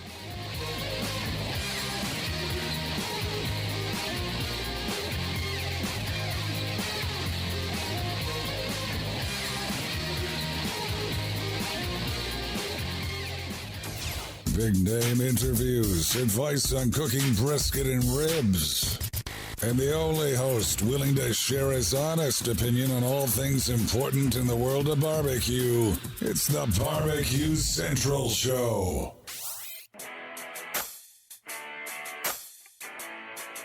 All right, we are back. 216-220-0966. Greg at thebbqcentralshow.com. Helping me close the show tonight is the pitmaster of one of the hottest teams on the competition circuit over the past few years. He was also down at the Houston Livestock and Rodeo Barbecue event this past weekend, taking reserve grand championship honors. Let's go ahead and race to the hotline and welcome back friend of this show and pitmaster of Iowa's Smoky D's, Darren Worth, joins me. Darren, how are you, buddy? I'm good, Greg. How are you? Doing absolutely fabulous, Darren. Appreciate you carving out some time for us to take a look back at the Texas jaunt that you and Sherry were on this past weekend. Are you still there, or did you retreat back to Sub-Zero, Iowa? Or are you in Arizona, or where we find you tonight? We actually moved farther east to Pensacola, Florida. Really? Yeah, we didn't. I didn't really feel like bringing the big trailer back up north, and we're going to be cooking Hammond, Louisiana in about 3 weeks. So I said, and we're cooking the Sam's Club out in Tucson, Arizona here in a couple of weeks. So I didn't really want to go into the Sam's Club without having cooked a KCBS contest this year. So we wanted to cook this weekend. So we took it to Pensacola, and we're going to fly home from here and leave the rig here and then fly back in about 3 weeks and grab the rig and head west to Hammond, Louisiana. Sounds like a logistical plan is well established. Darren Worth joining me here on the show from Iowa Smoky D's. Darren, all right, let's take a quick look back at this past weekend. Is this your first time cooking Houston Livestock and Rodeo? No, we actually got to cook it last year. We got invited. The Houston Livestock, the committee has a reciprocity agreement with some major contests like the American Royal and the Jack, and also the San Antonio Cook-Off, where they put you on Champions Corner. They treat you like royalty, and they give you the opportunity to cook all three categories. Well, so by winning the American Royal in 2013, we were invited to cook last year. And then when we won the Jack last year, we got invited to cook this year. How do you find the event? I mean, obviously, it's a little outside of the box of what you and Sherry usually cook. I mean, you've had one under your belt, so it's not alien to you. But, you know, how does it compare and contrast to what you're typically doing? Well, you know, from an overall event standpoint, people ask me about what's Houston like, and I'm going, you know, it's like the American Royal Dark Side on steroids. You know, it's huge parties. I mean, we walked up. I mean, there's 60,000 people on Thursday, 70,000, 80,000 people on Saturday at this event. And I went up to buy a couple cases of beer on Friday morning. I was talking to the vice chairman of the alcohol committee, and he said they had already, by Friday morning, they had already sold 30,000 cases of beer. Wow. So people are getting ready to partake in a little libations. Yeah, it's definitely a big party. A little different for us on the, cooking the half chickens. Ribs and brisket are pretty much the same, but, the half chicken, of course, is the biggest challenge. Because of the amount of bodies and partying and so forth, I mean, is there at all a bit of trouble dealing with your cook and stuff? Or, I mean, are you pretty insulated from all the goings-on with the other people and so forth? They actually, on Champions Corner, and most booths are this way too, you're kind of all fenced off, very professionally done. So we really didn't have to deal with, we dealt with the public, but we had open spots with, me and Tuffy and Jamie and Ernest, that people had to get invited to come into our place. It wasn't like everybody was just walking through the middle. Our biggest issue this year was we were probably 100 yards off the main stage. So we dealt with very, very, very loud music the entire time. Darren Worth joining me from Iowa Smoky D's, talking about the Houston Livestock and Rodeo, and they're ended up a reserve grand champ at this event. So you get to cook all three. I was talking to Doug Scheiding, who won the whole thing just a segment ago. He just cooked chicken. You can obviously pick, for those that aren't able to cook all three, you have to choose, almost like the Memphis in May. You got to choose ribs or pork butt or whole hog. But this is chicken, brisket, and ribs. Were you overall satisfied with all three turn-ins? Were you surprised that the chicken is the one that got you to where you got? How did you find your turn-in specifically? No, the chicken was really the only one that had the chance. I thought the chicken was really good for the first turn-in. Like, I was listening in, and Doug said how you staged the second cook. So chicken went really well. My ribs, I had a little bit of a mathematical error. I'm not one to write things down. I don't. I go the entire KCBS year without writing down a recipe or writing down a timeline. We do it so many times that I've just never done that. Well, I was sitting down, since it was Houston, I was sitting down kind of making my timeline out on Friday afternoon, and I decided with ribs that it's like, okay, yeah, ribs, mine are usually done in 3 hours and 15 minutes. I'm going to give it 4 hours just because I want to make sure they're done. And I went through and I said, okay, my turn in for ribs was at 1:30. I'm going to back it up 4 hours and put on my ribs. Well, I'm watching Tuffy and Jamie and stuff, and they're putting on their ribs, and they're staggered, so they're 15 minutes ahead of me, and one of them's a half hour ahead of me. They're putting on their ribs. I'm going, what are you putting on your ribs for? And I go through, and all of a sudden I check their ribs, and they're not done. I'm going, what's going on? And so I've got them up on the microwave shelf in the Jambo, and I've got my Gateway can there cranked up to 350 degrees, and I'm trying to get these ribs done. I couldn't figure out why. Well, if I really would have thought about it, usually I allow 5 hours before turn-in, not 4 hours. So I was an hour behind. So ribs didn't, I got them to the point they were done, but I didn't get them to the point where I wanted them. And brisket, for some reason, I did the same thing that I've done for the last 2 years in brisket, but I just could not get any flavor out of this brisket. We sliced into it, took a bite of it. There was no beefiness, no saltiness, just nothing. It was just blah. So I'm taking this around to like Tuffy Stone saying, hey, what do you think of this? And he's going, it's a little flat, and everybody, we just couldn't get any flavor out of it for some reason. I have no idea why, but chicken ended up being very good. Doug had mentioned that 3 out of the last 4 years, chicken has won the Houston Livestock and Rodeo. Traditionally, you think of Texas being, brisket is king, and I guess I was a little taken aback that that isn't the one that would traditionally win it. Are you surprised that 3 out of the last 4 years, chicken is a winner versus the ribs or the brisket? It's kind of the judging is a lot different, because if I'm a judge sitting at a table, where KCBS, all the chicken comes in and then all the ribs come in and so forth. Not really the case here, So, I may be a judge sitting at a table, and all of a sudden my first entry is a rib, and my second entry is chicken, and my third entry is chicken, and my fourth entry might be brisket, and it's back and forth. So they're just really judging barbecue, which is kind of good because there's, in KCBS, sometimes we wonder, are the judges comparing stuff? And there's really not a comparison factor when you kind of shake things up like that. Is this kind of like a crowd favorite type judging? I mean, these aren't, are they certified at all? Like you would find it at a really KCBS? Not certified. I think people sign up. A normal IBCA cook-off, I think they just grab people off the street and off they go. I think this was maybe a little bit more organized. Still people off the street, really no training.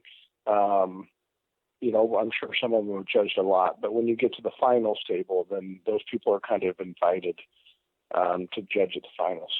So this is a little out of the realm of what you're used to. I mean, you're typically offering the flavor profiles that you put out because you kind of know what the judges like, or you've seen success at KCBS contests, and judges are trained, or they're supposed to be trained, and they know how to evaluate food and flavor and so forth. And when you're grabbing people off the street, do you have any thought whatsoever about changing up and making it a little bit more mainstream versus what you would normally do at a contest, or you just keep it the same no matter who's going to eat it? It's the same. We virtually cook the same recipes. I did make one tweak on a sauce and chicken, but other than that, I mean, and that's kind of how we cook KCBS. We kind of cook mainstream. It's not. We don't want anything that's too spicy. We don't want anything that's too sweet, too sour, we really don't want that. We just want good, solid barbecue. We don't want to offend anybody, and the best way not to offend them is just kind of go middle of the road. Darren Worth from Iowa Smoky D's joining me here on the show. Darren, you said you were going to kind of stay south and east and shoot back west a little bit. Have you made any adjustments in flavors or techniques or meat purveyors or anything like that between end of the season last year and as you start to gear up for this season? No, really, to tell you the truth, since we got done and won the King of the Smoker, really a week before Houston, I cooked some chickens. Other than that, I really haven't cooked at all. I'm not a big practice guy. I just, for some reason, just can't find the time to do it, and I really don't like to practice. We're just shooting with the same stuff. We really haven't changed much in the last 2 years, and we've been very successful out on the circuit, so we're just kind of going in with the same West Coast offense. Is there any thought, I know last year towards the end you started to sneak up on Donnie Bray, and you said, this isn't going to all of a sudden turn into a chase at the end like we had back in 2009 or whatever it was when you and Steve and Rod were running till the end in Arizona for Team of the Year. Do you have any eyeballs on a Team of the Year run at this point, or not at all? No, not at all. And I had this conversation with some people, because, I get asked that question a lot about Team of the Year and stuff. And, I think it's a great honor to win the Team of the Year. But I think there's also some structure in the way you got to cook your season if you try and achieve Team of the Year. And it means, you need to cook the big contest. And, personally, there's a lot of contests that I like to go to that have 15 or 20 teams in them. I'll cook 2 or 3 contests this year that won't even be qualifiers for the Jack or the Royal or stuff like that, but our friends cook it, or it's from a small town that we just love to go to. So our season's really not dictated around trying to win Team of the Year. Ours is about where can we have the most fun and where have we done well in the past. How many events do you have on the tentative schedule right now? Well, I threw out a schedule and there was only 25 of them, on there. So I know I probably got 10 or 12 more that need to go on there. But that was just the first start. To tell you the truth, we've been so busy with the restaurant, with the diners, drive-ins and dives and everything happening over the winter months. I really haven't looked much at a barbecue schedule. And actually, it was about a week before Houston that I finally got in the mood to barbecue. And you come out firing with both barrels, taking reserve. I mean, that's quite an accomplishment for the size and the kind of the status of that particular event, right?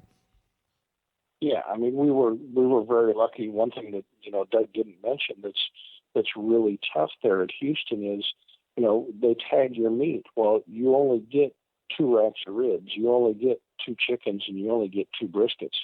So when you're turning in, let's say, ribs, you've got 1 rack of ribs for your first round and 1 rack of ribs for your finals. So you've got 1 rack of ribs to make it happen. And in the first round, like last year, we finaled in ribs. I think we ended up getting 5th in ribs. But you turn in the first rack, you got to turn in 6 bones. On the second rack, you have to turn in 10 bones. Well, I was cooking a rack of ribs that only had 11 bones on it, so I never even got a taste it going into the rib finals. That's kind of pressing it right to the limit when you only have 1 rack to deal with instead of cooking 2 or 3 like some of the other teams do on a normal weekend. Yeah, and like with the chicken, I mean, like Doug said, he spatchcocked it. I actually cut my chicken all the way through, made 2 chicken halves, and then turned them towards each other and actually tagged through the wings because they both have to be attached. So you really got 1 chicken to try, but you really can't. Like in KCBS, you can adjust a lot of flavors by doing things. You really don't have a chance to adjust anything. What you cook is what you got to turn in. Darren Worth is the pitmaster of Iowa's Smoky D's, and he is the reserve grand champ at this weekend's Houston Livestock and Rodeo. If you would have won it, Darren, is there basically anything else that you need to win in competition barbecue at this point? No, that's what I was thinking. It was it's definitely one of those bucket list items. Probably Memphis in May, but that seems like a lot of work, so I'm really not interested in that. So, I guess our new bucket list is to try and go win them all again. All right, we look to Houston to win that one next year for sure. Darren Worth, Iowa Smoky D's. Always appreciate the time, Darren. Thanks so much for coming on tonight. Sure, you're welcome. There he is, Darren Worth, Iowa Smoky D's. Man, I'm telling you, if he would have won that, I mean, really, what else is there to win? He probably would have won everything at that point, as he said, aside from Memphis in May. But I mean, Darren, you don't have to cook whole hog. You can do ribs. I mean, you know how to cook ribs well. You know how to do pork shoulder well. Chris Lilly won Memphis in May last year with a stone cold frozen pork. He won it. Chris Lilly's pretty good. We'll be back to wrap up the show after I tell you about Butcher's Barbecue. That's right, folks. The easiest way to step up the barbecue and grilling game, visit butcherbbq.com. We all know Butcher's Barbecue is known for the injections, the pork, the beef, prime injection, the bird booster, all that good stuff. You can find them all at butcherbbq.com. Now, perhaps you're on the lookout for a go-to rub or sauce. Well, relax. You've hit the mother load here as well. ButcherBBQ.com has a full line of award-winning rubs. One of my personal favorites is that honey rub, which I am just about to run out of, so I'm going to have to place another order. Steak and brisket rub, love that stuff. Try the premium rub, especially if you inject with Butcher's, because it's formulated to work with that injection. Perfect 1-2 punch to impress judges and friends alike. Last but not least, I'll tell you about it every week, Butcher's Barbecue's sweet barbecue sauce. Look, when it comes to sauce, I'm as picky as it gets, right? Butcher's barbecue sauce wins in all the categories that are important for me. Not overly sweet, a nice slice of tang, just right amount of back-end heat, no liquid smoke that I can detect, so I appreciate that. Dave took the time and effort to make a quality sauce and didn't take the easy way out. Grab a box of 6. It's going to go fast. You'll thank me later. No worries about breaking the bank on shipping. Items totaling up to $55 ship at $8.50. Between $55 and $200 ship at $9.75, and anything over $200 ships for free. So, as I say each and every week, do yourself a favor. Find items totaling up to $200 and a penny. You don't pay shipping, and you reap the rewards. That's right. Head on over to Butcher Barbecue right now. ButcherBBQ.com. That's ButcherBBQ.com. Stock up. Butcher's Barbecue. Always trust your butcher. And don't forget, you got the trade-in link thing going too. Had a commercial injection that you don't like. You don't have to throw it away. You can send it to Dave, all in the commercial packaging. He'll weigh it and send you back at your behest the exact thing that you're looking for from his product. We're back to wrap up the show right after this. Stick around. We'll be right back. Get in the smoke. Call 877-448-0433 to get on the air. Now, here's your host, Greg Rempe. All right, we are back. 216-220-0966. Greg at the BBQ Central Show.com. We go to the one, the only. He's been in studio, for crying out loud. Patrick Paquette from the Basic Barbecue team. Patrick, how are you, buddy? Hi, Greg. How you doing? Doing absolutely fabulous, Patrick. What can I do for you, buddy?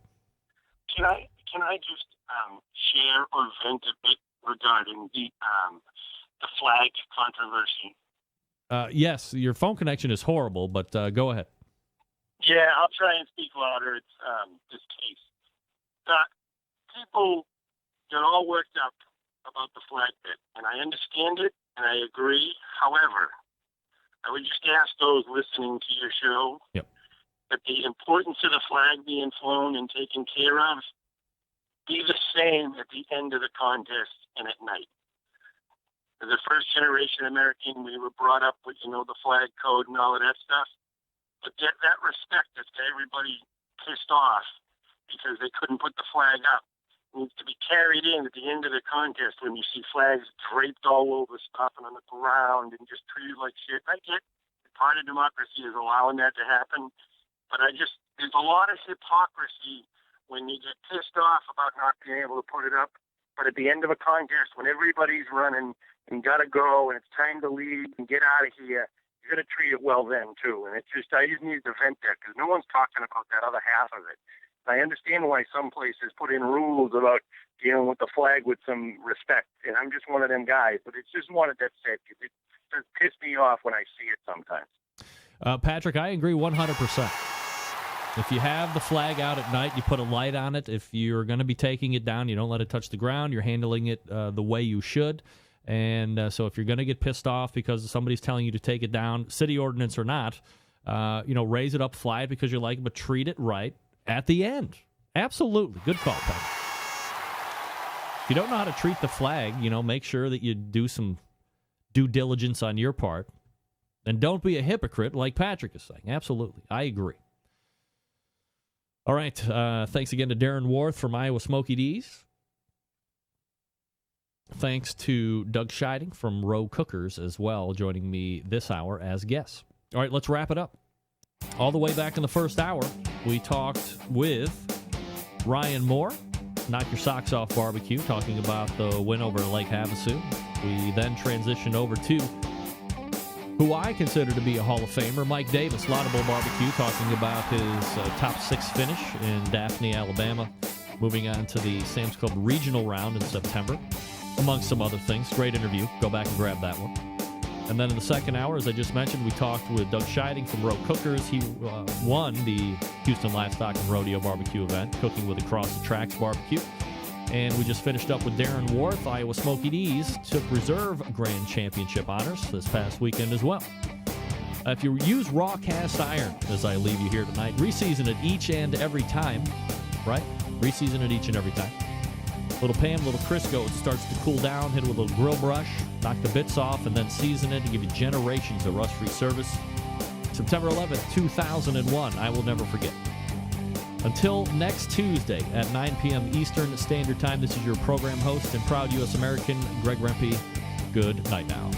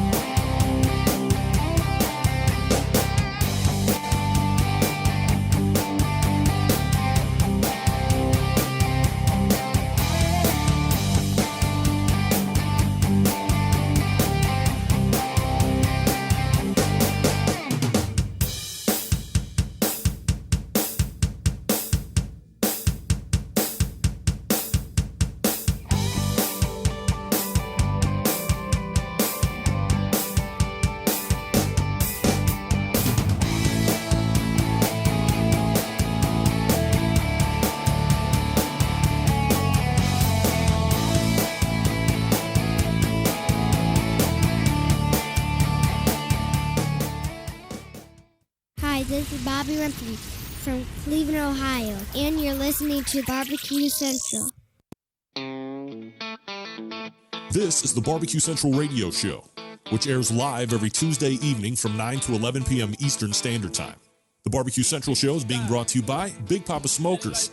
Big Papa is the one-stop shop for anyone interested in barbecue, featuring a comprehensive selection of all American-made grills, spices, sauces, accessories, and everything that you need to make a world-class pit out of a 55-gallon drum. Visit them at bigpapasmokers.com. And by the Barbecue Guru, makers of automatic pit temperature control devices and pits as well. You can visit them at thebbqguru.com. And by Cook Shack, a leader in pellet and electric style cookers. Visit them for specials online at cookshack.com or call them at 800-423-0698. And by Sucklebusters. Sucklebusters products are preferred by competition barbecue cooks. Texas-based, 100% made in the USA. Introduced first products to Barbecue Central over 7 years ago. You can get in contact with them at sucklebusters.com. Like them on their Facebook fan page, Sucklebusters, or visit thetexasbbqforum.com. Check them out and see why Sucklebusters means bustin' with flavor. And by Stephen DeFranco Jeweler, the official jeweler of the Barbecue Central Show. Visit them at StephenDeFranco.com or call 440-943-2700. And by Butcher Barbecue, makers of injections, sauces, and rubs. Find them online at butcherbbq.com. And by Green Mountain Grills, a leader in the pellet grill market. You can find out more about their cookers by visiting greenmountaingrills.com. And by cookinpellets.com, a maker of high-quality pellets for all of your pellet-driven cookers. You can visit them at cookinpellets.com, or you can find them at amazon.com as well. That might be a good idea.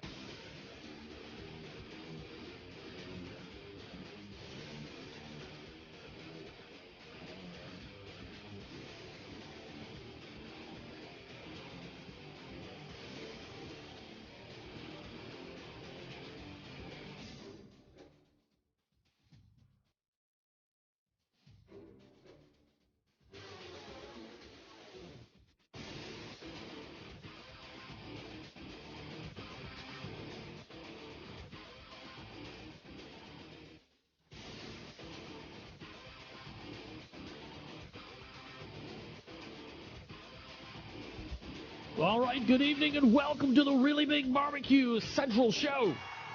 Hey-o. This is the show that talks about all things important in the world of barbecue and grilling. Broadcasting live and direct from the Rock and Roll Hall of Fame city of Cleveland, Ohio. I am your program host, Greg Rempe. Happy to have you aboard here during the show this evening. If you want to jump in on the show tonight, more than happy to have you. Two ways to do it. It's a it's a phone call. We won't call it toll-free anymore because we dumped that a while back. 216-220-0966. You can also email the show. Greg at thebbqcentralshow.com. Anything else you want to find out about the show can be found at the main website, thebbqcentralshow.com. And here's what's happening on the show in case you didn't get the newsletter. Coming up in about 13 minutes from now, the Sam's Club director coming back for 2015, Michael McDearman. Good friend of the show, somebody I have on quite often to talk about Sam's Club, about barbecue in general, and aside from getting into the Sam's Club stuff that kicked off this past weekend, maybe some speculatory thoughts on the upcoming 2015 Sam Series. Michael getting into a couple more business-related aspects of the culinary world that we hopefully will touch on during our time. Then we will move on at 9:35.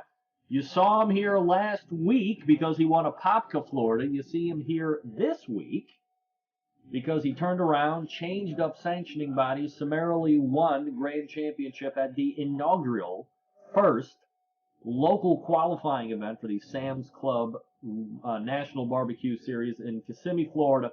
Matt Barber, Hanwachula. So, look for that. Looking very fun. And then we'll move to the second hour. We'll get out of talking through a tube.